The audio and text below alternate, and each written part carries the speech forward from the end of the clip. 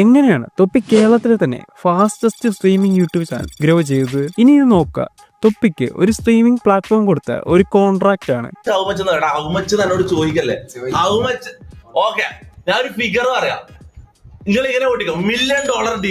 പക്ഷെ ഈ സെയിം തൊപ്പിയാണ് ഈ 1.5 വർഷം മുമ്പ് ഈ ഓരോ മണ്ടത്തരങ്ങളും കാട്ടിക്കൂട്ടുന്നത്.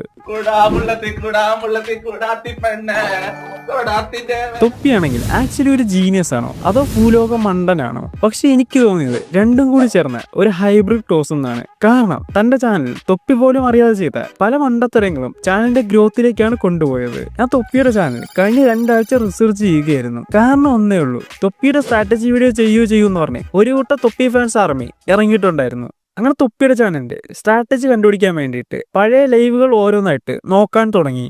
ഒരേ ഒരു ഉദ്ദേശം മാത്രമേ ഉണ്ടായിരുന്നുള്ളൂ, കേരളത്തിലെ ടോപ്പ് ലൈവ് സ്ട്രീമറിന്റെ ജീനിയസ് സ്ട്രാറ്റജി കണ്ടുപിടിക്കുക. പക്ഷെ എത്രയൊക്കെ നോക്കിയിട്ടും ഇതൊക്കെ അല്ലാതെ എനിക്ക് വേറെ ഒന്നും തന്നെ കണ്ടുപിടിക്കാൻ കഴിഞ്ഞില്ല. ഒരു എഡിറ്റിങ്ങോ തമ്മയിലോ വീഡിയോക്ക് ഒരു ടൈറ്റിൽ പോലും നേരെയില്ല. പിന്നെ എങ്ങനെയാണ് തൊപ്പിക്ക് ഇത്രയും ഗ്രോത്ത് ഉണ്ടാക്കാൻ കഴിഞ്ഞത്? ഞാൻ വീണ്ടും ഡീപ്പായിട്ട് റിസർച്ച് ചെയ്തപ്പോൾ എനിക്ക് 3 സ്റ്റെപ്പ് ഇക്വേഷൻ കണ്ടെത്താൻ കഴിഞ്ഞു. പക്ഷേ ഇത് തൊപ്പി ഒരിക്കലും അറിഞ്ഞുകൊണ്ട് ചെയ്തതല്ല. ഇത് കുറെ മണ്ടത്തരങ്ങൾ ചെയ്തപ്പോൾ അതിന്റെ കൂടെ അറിയാതെ ചെയ്ത മണ്ടത്തരങ്ങളായിട്ടാണ് എനിക്ക് തോന്നിയത്. ഈ 3 സ്റ്റെപ്പ് ഇക്വേഷനിലെ 1, 2 തൊപ്പിയുടെ മണ്ടത്തരങ്ങൾ ഉൾപ്പെടുമെങ്കിലും തൊപ്പിയുടെ റിയൽ സ്ട്രാറ്റജി കാണാൻ കഴിയുന്ന ഇക്വേഷൻ 3-ലാണ്. ഈ ഒറ്റ മൂവിൽ തന്നെ തൊപ്പി ഒരു ജീനിയസ് ആണെന്ന് നിങ്ങൾക്ക് മനസ്സിലാവും. ഈ 3 സ്റ്റെപ്പ് ഇക്വേഷനിലെ ആദ്യത്തെ ഇക്വേഷൻ ആയിരുന്നു റിവേഴ്സ് എഞ്ചിനീയറിംഗ്. ഈ വാക്ക് തൊപ്പി ജീവിതത്തിൽ പോലും കേട്ടിട്ടുണ്ടാവില്ല. പക്ഷേ പിന്നെ എങ്ങനെയാണ് ഇത് തൊപ്പി തന്റെ ചാനൽ അപ്ലൈ ചെയ്തത്? ആദ്യം റിവേഴ്സ് എഞ്ചിനീയറിംഗ് എന്ന് പറഞ്ഞാൽ എന്താണ്? റിവേഴ്സ് എഞ്ചിനീയറിംഗ് എന്ന് പറയുന്നത് ഒരു ബിസിനസ് സ്ട്രാറ്റജിയാണ്. അതിന് സക്സസിന് കാരണമായ പല കാര്യങ്ങളും വേറൊരു കമ്പനി അവരുടെ പ്രൊഡക്റ്റിൽ ആഡ് ചെയ്യാൻ ശ്രമിക്കും. ഇത് പൊതുവെ യൂട്യൂബ് ചാനൽസിനും റെയർലി യൂസ് ചെയ്യാറുണ്ട്. പക്ഷേ ഇതെങ്ങനെയാണ് തൊപ്പിയുടെ ചാനൽ വന്നത്?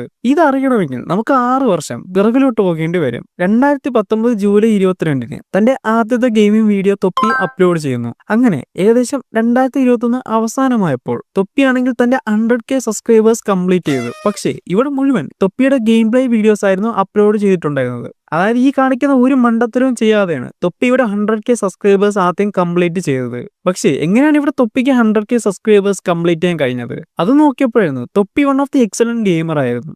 കാരണം ഞാൻ ഗൂഗിളിൽ നോക്കിയപ്പോൾ അവിടെ തൊപ്പിയെക്കുറിച്ച് പറഞ്ഞത് നമ്പർ 1 സ്നൈപ്പർ ഇൻ കേരള.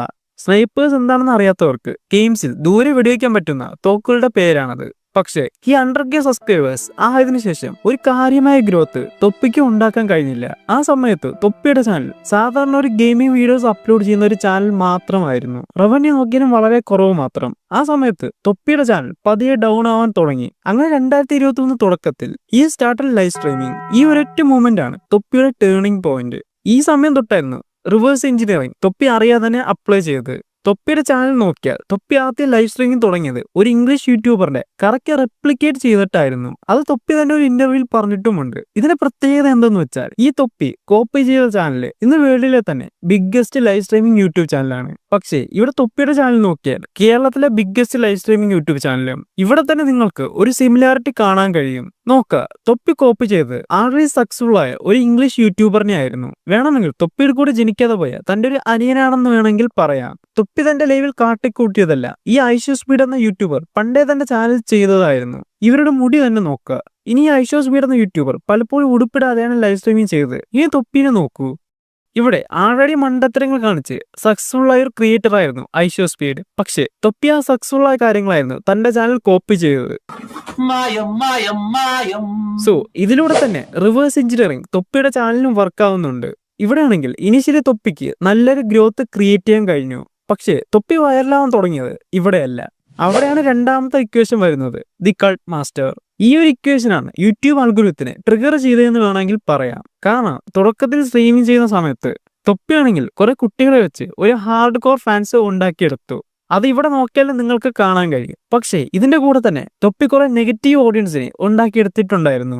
വേണമെങ്കിൽ ഇതിനാണ് തൊപ്പിയെ ഗ്രോ ചെയ്യാൻ സഹായിച്ചതെന്ന് പറയാം. കാരണം തൊപ്പി ലൈവ് സ്ട്രീമിംഗ് ചെയ്തുകൊണ്ടിരുന്നപ്പോഴായിരുന്നു തൊപ്പിയെ കഥക് പൊട്ടിച്ചിട്ട് പോലീസിനെ അറസ്റ്റ് ചെയ്യുന്നത്.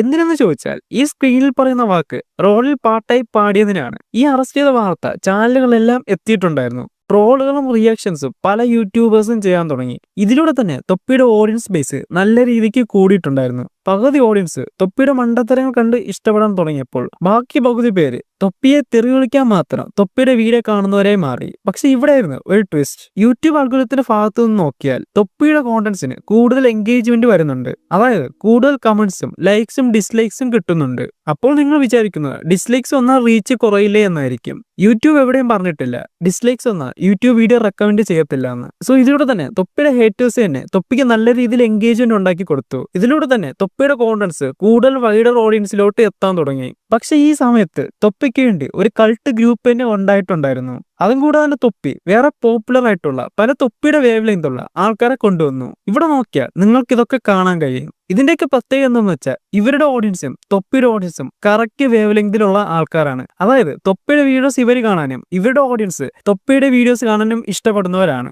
സോ ഇതിലൂടെ തന്നെ ഇവരുടെ ഓഡിയൻസ് ഒക്കെ തൊപ്പിയിലോട്ട് വരാനും തുടങ്ങി. പക്ഷെ തൊപ്പിക്ക് ഇതൊന്നും അറിയത്തില്ലെങ്കിലും തൊപ്പിക്ക് ഈ ഇക്വേഷൻ നല്ല രീതിയിൽ തന്നെ പ്രയോജനപ്പെട്ടു. പക്ഷെ എന്തുകൊണ്ടാണ് കേരളത്തിൽ തന്നെ ബിഗ്ഗസ്റ്റ് സ്ട്രീമർ ആവാൻ തൊപ്പിക്ക് കഴിഞ്ഞത്? ഈ ഒരൊറ്റ ഇക്വേഷനാണ് തൊപ്പിയുടെ ഏറ്റവും ജീനിയസ് ആയിട്ടുള്ള ഇക്വേഷൻ. മുകളിൽ പറഞ്ഞ പലതും തൊപ്പി അറിയാതെ ചെയ്തതാണെങ്കിൽ ഇത് തൊപ്പി അപ്ലൈ ചെയ്ത ഇക്വേഷൻ ആയിരുന്നു. നിങ്ങൾ തൊപ്പിയുടെ വീഡിയോസ് കാണുന്നവരാണെങ്കിൽ തൊപ്പിയുടെ ക്ലിപ്സ് നിങ്ങളുടെ യൂട്യൂബ് ഷോർട്സിലും റീൽസിലും നിറയെ വരുന്നുണ്ടായിരിക്കും. കാരണം തൊപ്പിയുടെ ഒരൊറ്റ വീഡിയോ കണ്ടപ്പോൾ തന്നെ എന്റെ യൂട്യൂബ് ഷോർട്സ് മുഴുവൻ തൊപ്പിയുടെ ക്ലിപ്സ് കൊണ്ട് നിറഞ്ഞിട്ടുണ്ടായിരുന്നു. അപ്പോൾ നിങ്ങൾ വിചാരിക്കുന്നത് അതിനിപ്പോൾ എന്തെന്നായിരിക്കും. പക്ഷേ ഈ ക്ലിപ്സ് എല്ലാം തൊപ്പി ഇൻഡസ്ട്രിയിൽ ചെയ്യിപ്പിക്കുന്നതാണെന്ന് പറഞ്ഞാൽ നിങ്ങൾ വിശ്വസിക്കുമോ? ഇവിടെ നോക്കുക, ഇതെല്ലാം തൊപ്പിയുടെ ഫാൻ പേജസ് ആണ്. അതായത് ഈ ചാനൽസിൽ ഒരെണ്ണത്തിൽ പോലും മോണിറ്റൈസേഷൻ കിട്ടത്തില്ല. യൂട്യൂബിന്റെ പുതിയ പോളിസി കാരണം ഇതെല്ലാം റീയൂസ്ഡ് കോണ്ടന്റിൽ വരുന്നതാണ്. പിന്നെ എന്തിനായിരിക്കും ഇത്രയും കഷ്ടപ്പെട്ടിട്ട് 100 തൊപ്പി ഫാൻ പേജസ് സോഷ്യൽ മീഡിയയിൽ മുഴുവൻ വരുന്നത്? ചിലപ്പോൾ ഇതിലെ കുറച്ച് ഫാൻ പേജസ് തൊപ്പിയോടുള്ള ഇഷ്ടം കൊണ്ട് തുടങ്ങിയതായിരിക്കാം. പക്ഷെ എന്തുകൊണ്ടായിരിക്കും ഇത്രയേറെ ഫാൻ പേജസ് വരുന്നത്? ഇത് നിങ്ങൾ യൂട്യൂബിൽ മാത്രമല്ല ഇൻസ്റ്റാഗ്രാമിൽ ഇതുപോലെ കാണാൻ കഴിയും. ഇവിടെ ഈ സ്ട്രാറ്റജീന് കോണ്ടന്റ് ക്ലിപ്പിംഗ് എന്നാണ് പറയുന്നത്. ഇത് പൊതുവെ ചെയ്യുന്നത് ഇംഗ്ലീഷ് യൂട്യൂബേഴ്സ് ആണ്. അവർ ടീമിനെ ഹയർ ചെയ്യും. എന്നിട്ട് അവർ ചെയ്യേണ്ടത് എന്തെന്ന് വെച്ചാൽ ആ യൂട്യൂബറിന്റെ ഇൻഡസ്ട്രി മൂവ്മെന്റ് കട്ട് ചെയ്തിട്ട് സോഷ്യൽ മീഡിയാസിൽ അപ്ലോഡ് ചെയ്യുക. അതായത് ഇന്ന് ഏറ്റവും കൂടുതൽ ആൾക്കാർ കൺസ്യൂം ചെയ്യുന്നത് ഷോർട്ട് ഫോം കോണ്ടന്റ്സ് ആണ്. ഇതിലൂടെ തന്നെ തൊപ്പിക്ക് വലിയൊരു പേഴ്സണൽ ബ്രാൻഡ് ബിൽഡ് ചെയ്യാൻ കഴിഞ്ഞു. അതും കൂടാണ് തൊപ്പിയുടെ ക്ലിപ്സ് എടുത്ത് നോക്കിയാൽ തൊപ്പി കോപ്പറേറ്റ് കൊടുക്കാറില്ല. സോ ഇതുകൊണ്ട് തന്നെ തൊപ്പിയുടെ വീഡിയോസ് വ്യൂസ് കിട്ടുമെന്ന് പറഞ്ഞ് പലരും അപ്ലോഡ് ചെയ്യും. ഇത് മിസ്റ്റർ ബീസ്റ്റ് പോലത്തെ വേൾഡിലെ ബിഗ്ഗസ്റ്റ് യൂട്യൂബർ വരെ ഇത് ചെയ്യുന്നുണ്ട്. മിസ്റ്റർ ബീസ്റ്റിന്റെ ഏത് വീഡിയോ എടുത്ത് നിങ്ങൾ അപ്ലോഡ് ചെയ്താലും നിങ്ങൾക്ക് കോപ്പിറൈറ്റ് മിസ്റ്റർ ബീസ്റ്റ് തരത്തില്ല. ഇത് ഞാൻ പറഞ്ഞതല്ല, മിസ്റ്റർ ബീസ്റ്റ് തന്നെ പറഞ്ഞതാണ്. React to my videos on your Twitch stream, your whatever stream. Clip my videos, put it on TikTok. I don't care. Just make sure you get views. നിങ്ങൾ വിചാരിക്കുന്നത് ഇത് mister ബീസിന് നമ്മളോടുള്ള സ്നേഹം കൊണ്ടായിരിക്കുമെന്ന്. എക്സാമ്പിൾ, വേറെ ഒരാൾ upload ചെയ്ത മിസ്റ്റർ ബീസിന്റെ വീഡിയോ നിങ്ങൾ കണ്ടെന്ന് കരുതുക. അങ്ങനെ ഇതുപോലത്തെ കോണ്ടന്റ്സ് നിങ്ങൾ കണ്ടുകൊണ്ട് മിസ്റ്റർ ബീസിന്റെ കോണ്ടന്റ്സ് ഇഷ്ടപ്പെടാൻ തുടങ്ങി. അങ്ങനെ നിങ്ങൾ നേരെ മിസ്റ്റർ ബീസിന്റെ വീഡിയോസ് കാണാൻ പോവുകയാണ്. നേരെ നിങ്ങൾ ഫാൻ പേജസിൽ പോയി കാണോ അതോ റിയൽ മിസ്റ്റർ ബീസിന്റെ ചാനലിൽ പോയി കാണുമോ? സോ ഇങ്ങനെ ചെയ്യുന്നതിലൂടെ മിസ്റ്റർ ബീസിന് കുറച്ചും കൂടി ഓഡിയൻസിനെ തന്റെ ചാനൽ കൊണ്ടുവരാൻ കഴിഞ്ഞു.